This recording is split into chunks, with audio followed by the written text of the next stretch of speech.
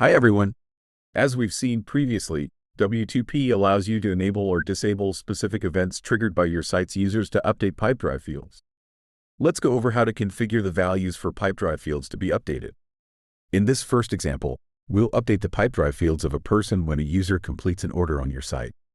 In my case, I want to update the last order total field. By clicking on Add Variables, I can browse different categories of variables available when the event is triggered.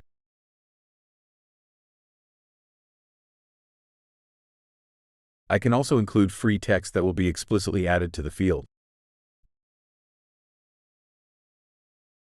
Additionally, I can use custom meta keys if I've added them to my site.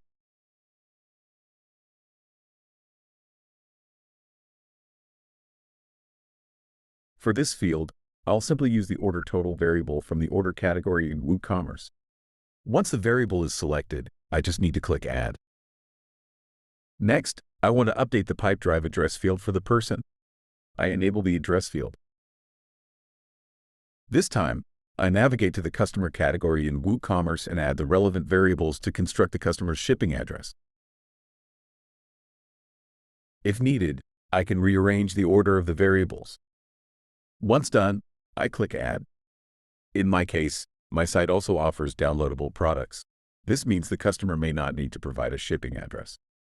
In such cases, I can define a condition to ensure that whether all the variables assigned to the Pipedrive field have values, or at least one of them has a value.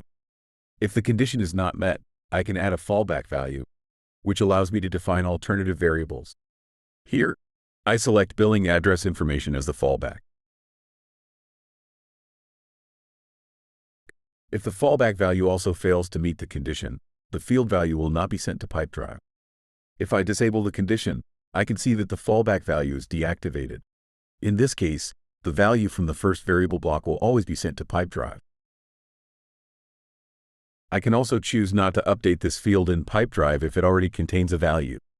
This is especially useful when you don't want to overwrite existing data in Pipedrive.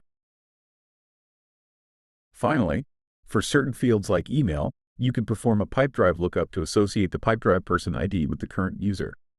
This ensures you avoid creating duplicates in Pipedrive. By default, this feature is used for the email field in the standard configuration.